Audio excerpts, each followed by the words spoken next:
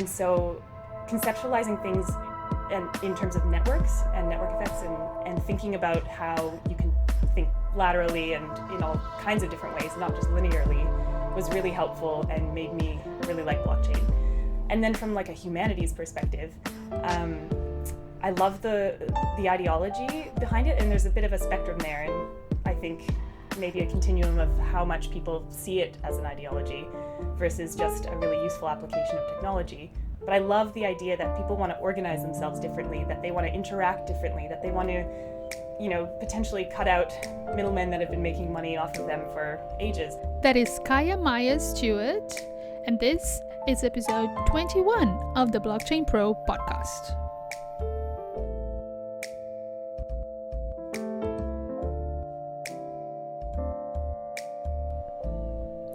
Hello and welcome to episode 21 of the Blockchain Pro podcast. I'm Adriana and today's guest is Kaia Myers-Stewart.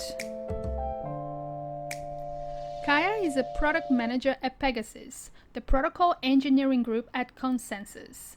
She has worked in emerging technology for nearly 6 years, including her first blockchain use case for supply chain in 2016. Originally from Canada, Kaia lives in Melbourne, where she co-organises the local chapter of Women in Blockchain. She is also the entrepreneur in residence at Start West, where she provides mentorship and consulting to startup founders in emerging tech. Let's get to know Kaia. I think we're good to go. Cool. Hi, Kaia. Hi, how are you doing? I'm all right. How are you? Pretty good. Enjoying Sydney. Bit sweaty. Well, how cold is it in Melbourne now? Oh, I can't decide. It's like 15 degrees, 20 degrees, 5 degrees. That's Melbourne, though. Yeah. Melbourne. Yeah, It took me a long time to learn how to not say the R in Melbourne. Yeah, I try. Well, at least I don't say Melbourne, but still say Melbourne because I feel like I'm pretending to have an Australian accent if I say Melbourne.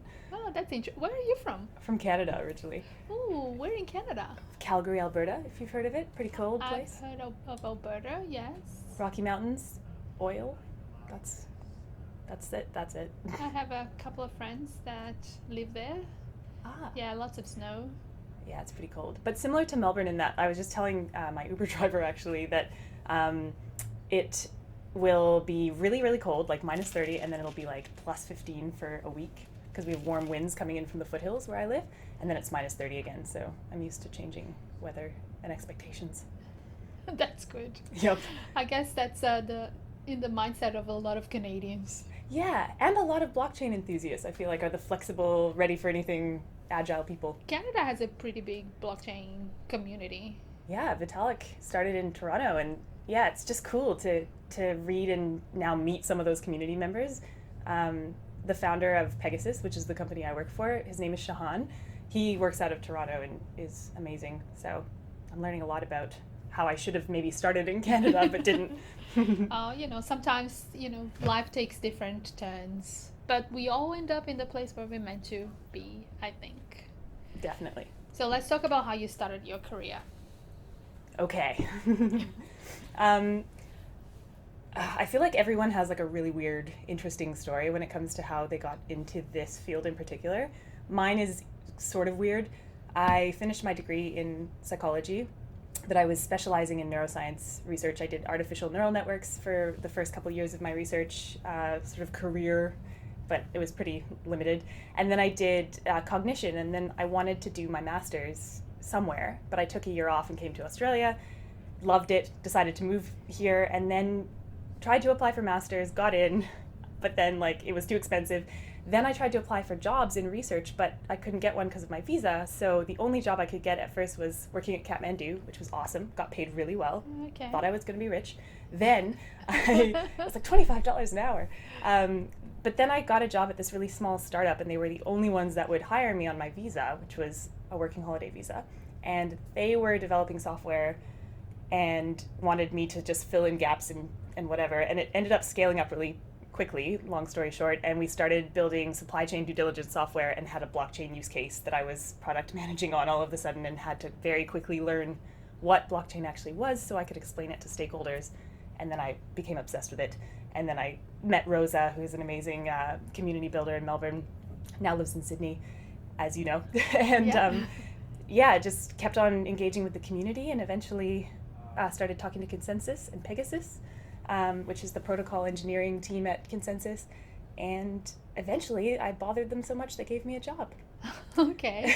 So how does psychology and what you studied fit into your current role? Because I mean, there's a lot to be said about behavior and how these things work, right? Definitely. What was what piqued your interest?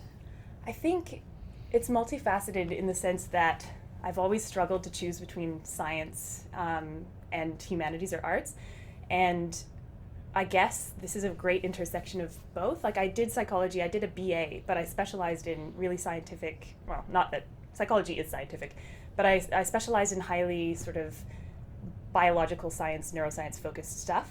So my artificial neural networks work was aligned to AI and sort of emerging tech. And so conceptualizing things in terms of networks and network effects, and thinking about how you can think laterally and in all kinds of different ways, not just linearly, was really helpful and made me really like blockchain. And then from like a humanities perspective, I love the ideology behind it, and there's a bit of a spectrum there, and I think maybe a continuum of how much people see it as an ideology versus just a really useful application of technology.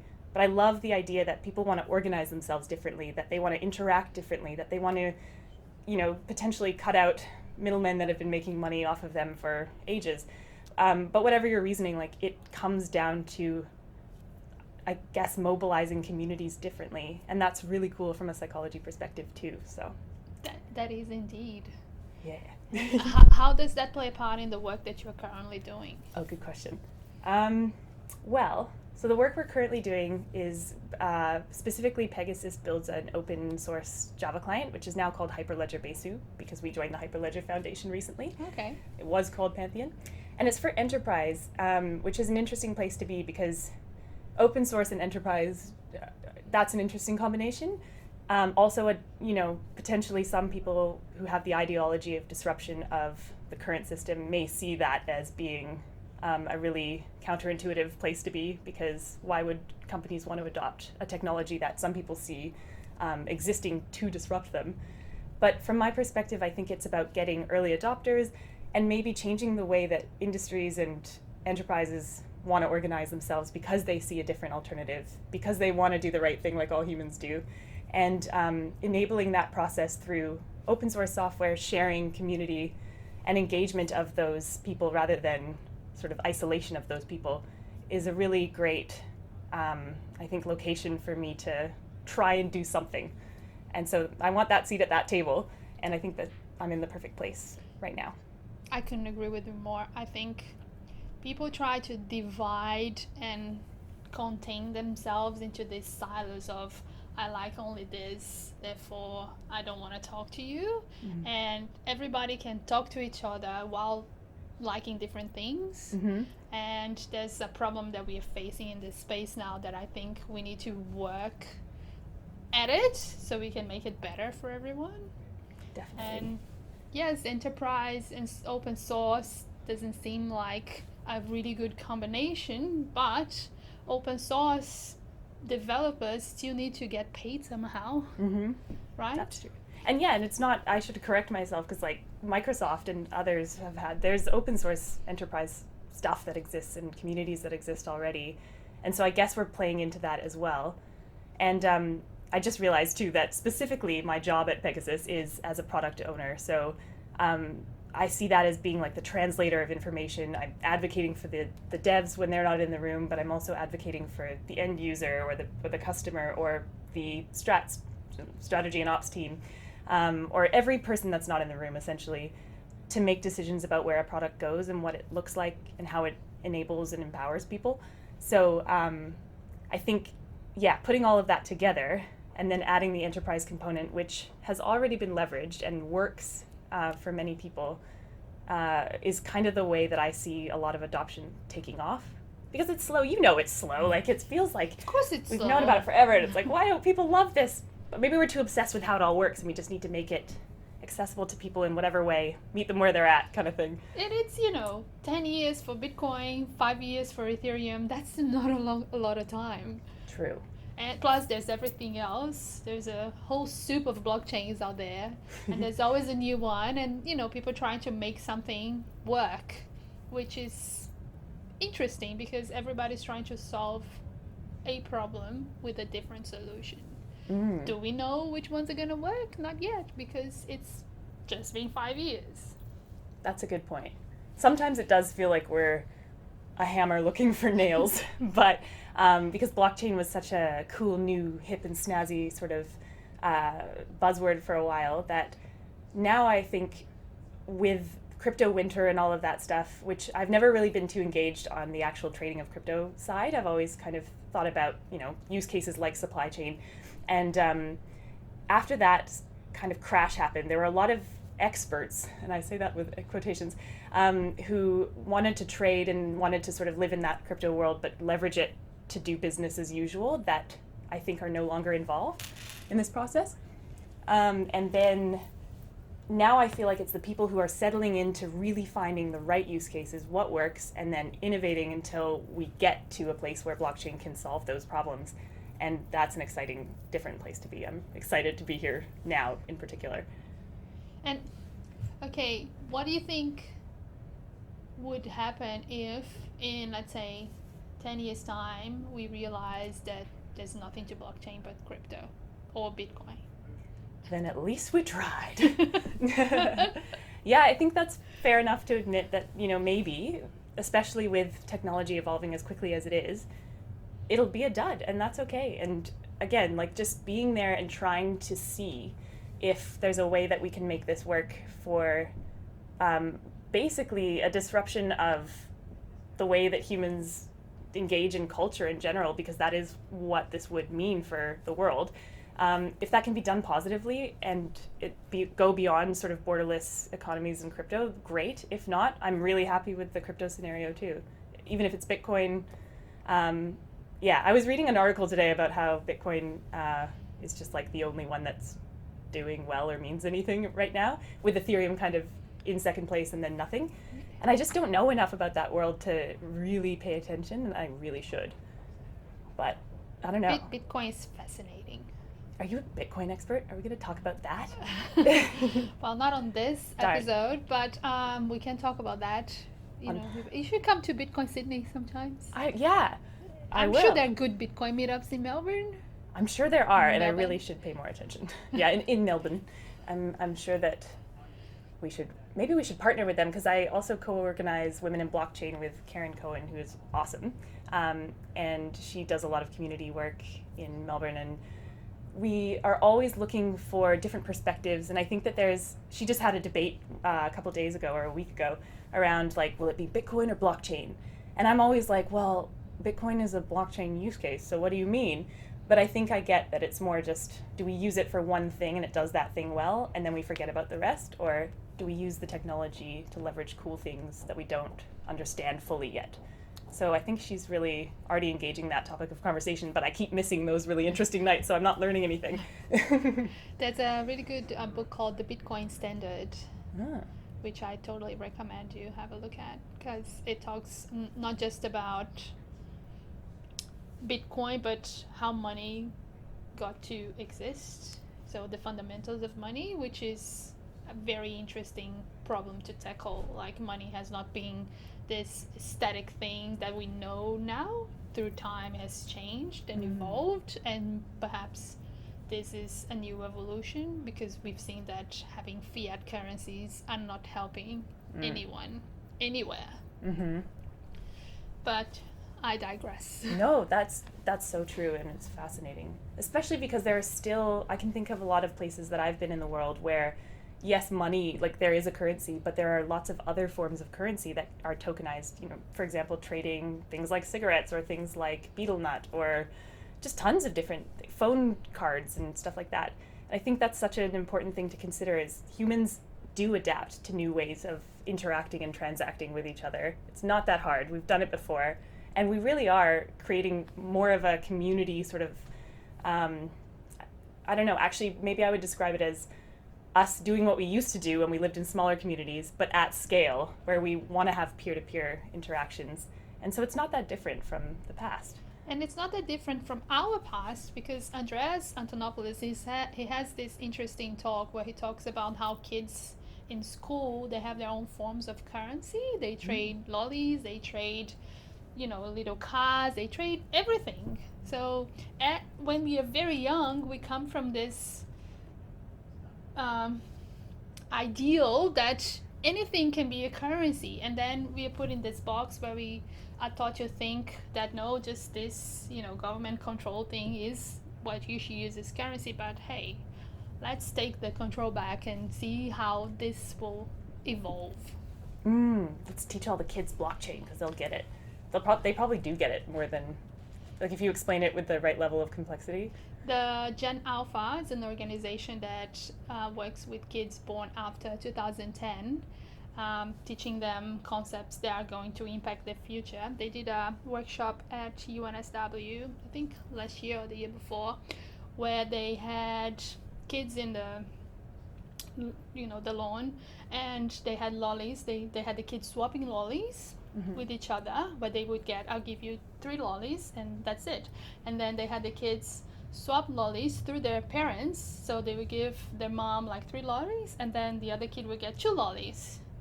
So that's how you explain the concept of a middleman to a kid, because you see, now the lolly is going through somebody else and I'm getting less lollies. Oh my gosh, and there's nothing more unfair than your parents taking candy away from you. Exactly. So smart. I love that.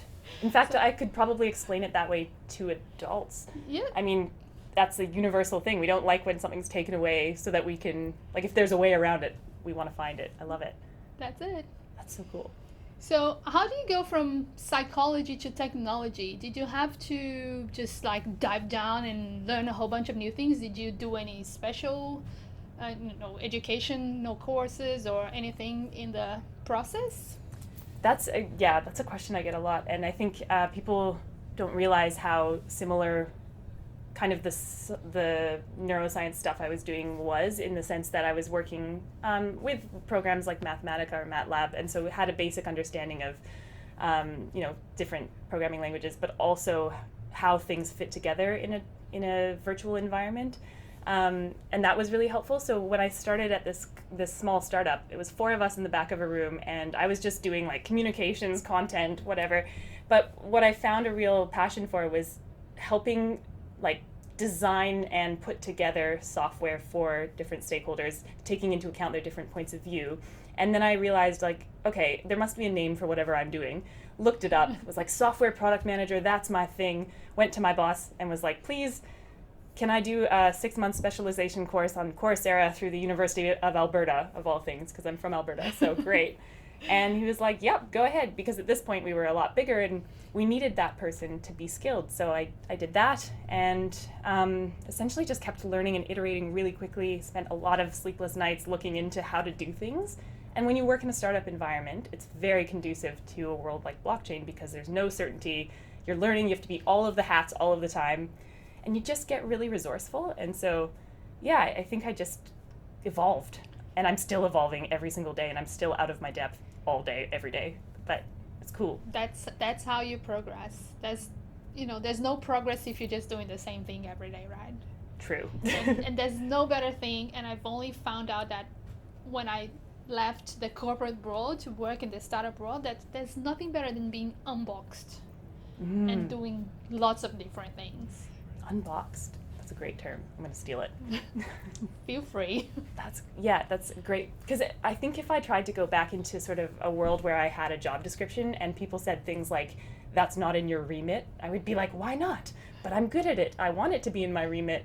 And just that flexibility of finding your path and then kind of going a certain way because it fits, and then maybe going a different way because that now fits, has just been how I've navigated the workplace. And I love that the workplace is kind of set up that way now for a lot of people graduating university, which can be scary if you thought you were going to do it. Like, I thought I was going to be a clinical psychologist or a neuropsychologist. Nope.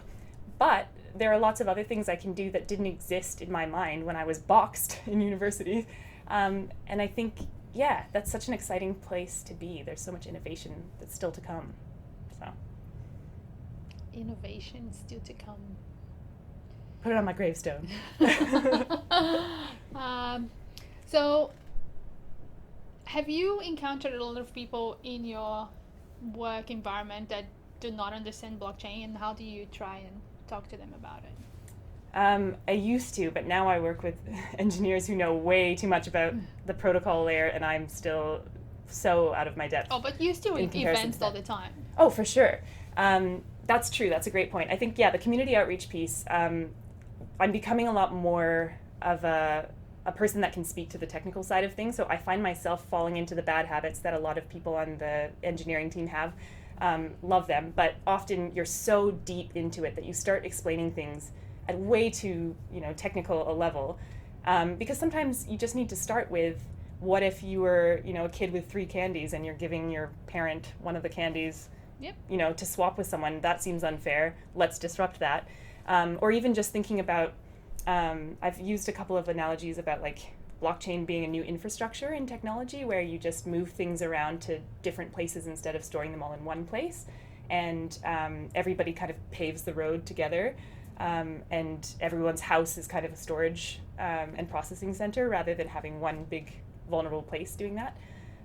But I'm always searching for more accessible ways to explain at events what it is, because I think a lot of the time you just forget that you are already way too down the rabbit hole when you're saying like, okay, so consensus mechanisms, let's talk about proof of authority, that's what I work on. Like, just don't even go there if you're at an event where it's like, let's see what blockchain is, because then you're shutting people out of the conversation and making them afraid to ask questions. And like, I feel like I ask stupid questions all the time. And my boss, who's amazing, Rob Dawson at PegaSys, he once said, when I prefaced something with, this is probably a silly question, he just said, Kaia, stop right there. It's a question, not a silly question. And that has stuck with me, because that's what I want people to feel like if they don't know what blockchain is, but they want to get involved. And we need them, and we need people everywhere in every realm, not just technical, quote unquote, people. So, yeah. And that's how you got involved in community? Yes. Wanting to like get out there and get all the right people in the right spots, because we need governance, we need lawyers, we need product managers like myself that have kind of a generalist perspective and can think at more of a, an overarching level, for lack of a better term. And also we just need people that are interested in it and want to use it. And then we need to know how they want to use it. Like, do people actually care how it works? Or are we just so obsessed with it because we're told that it's cool? And maybe we should just stop focusing on that. I don't know.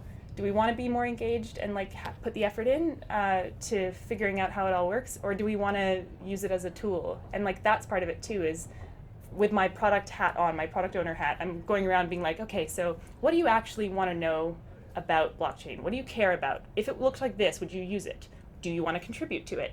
And collecting those requirements and information and insights is a huge part of, so it's selfish basically. But it's interesting. Yeah, but ultimately so that communities feel like they can come to the table and sit with me, because there's not that many of us there, and we want more people. Particularly, we want to include people that are, usually not at the table. And that's all kinds of different people that look different, think differently, and that diversity is what's going to make this, hopefully, the killer solution for all things, and it'll solve world peace. Just kidding. But that's what it sounded like before, when people were talking about it before crypto winter. Blockchain and peace. Could be. The Bitcoiners usually say that Bitcoin is the thing that will ultimately bring peace to the world. Really? Yes. Can you, I know I'm not supposed to ask you questions, but can you speak to that insight? Well, if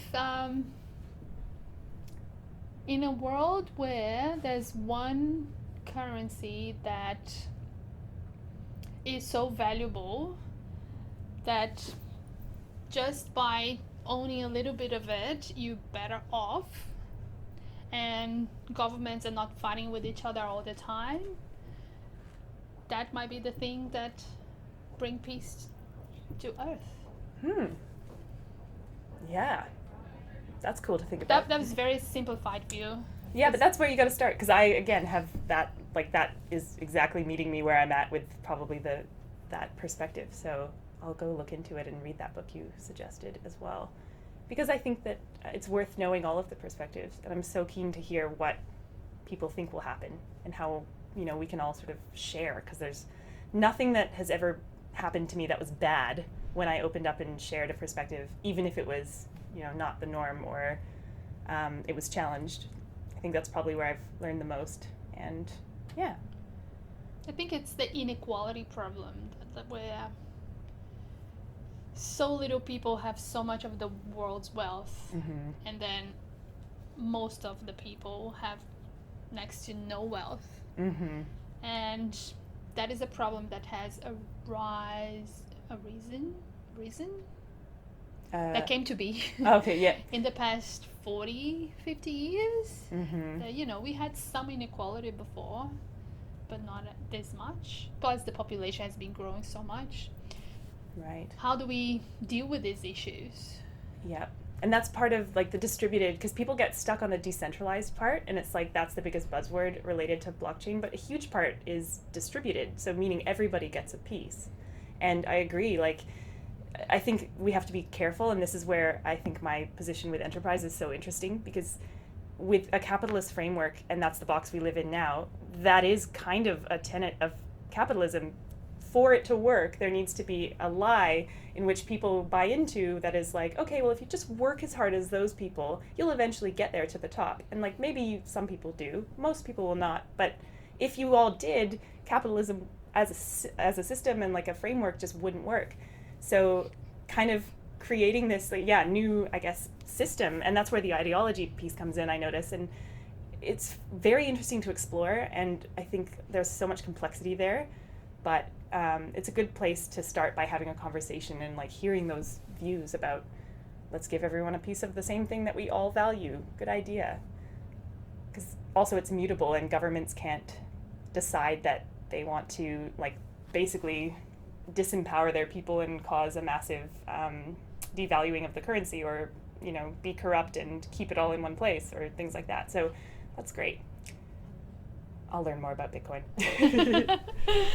So how do you have any advice for the people coming out of university, seeing all this talk about blockchain and going, okay, should I meddle in that? How do I learn more? I would say you should definitely get involved. Come talk to me. Find me on LinkedIn.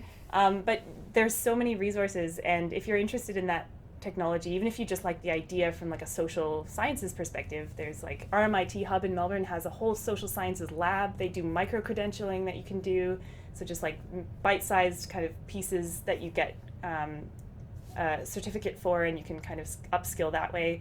I think a lot of industry outreach programs or initiatives within universities are getting better at engaging with blockchain, so hopefully you'll have already hit it at some point if that's your interest. But get involved in the meetups that we have, Women in Blockchain Sydney, East Sydney, Women in Blockchain Melbourne, all at Web3. There's tons of, apparently Bitcoin, which I will look up. There's tons of really great community outreach things happening, and lots of ways to learn. The Blockchain Center, in Melbourne is great as well. I would say come ask people that are not scary and willing to sit and explain it to you, and not think any question is silly, and then do that for other people, and we'll just keep doing that until everyone feels comfortable. Great advice. Thanks. Thank you so much for being here today. Thank you. This was awesome. I really appreciate it. Me too. Yay. Yay. And that was the lovely Kaia Myers-Stewart. I hope you enjoyed getting to know Kaia and her journey from neuroscience to product management. To get in touch with her, please reach out on Twitter @MyersKaia. You can also reach out on LinkedIn, just search for her name or click on the show notes link. Thanks a lot for listening, and I'll see you at the next block. Bye!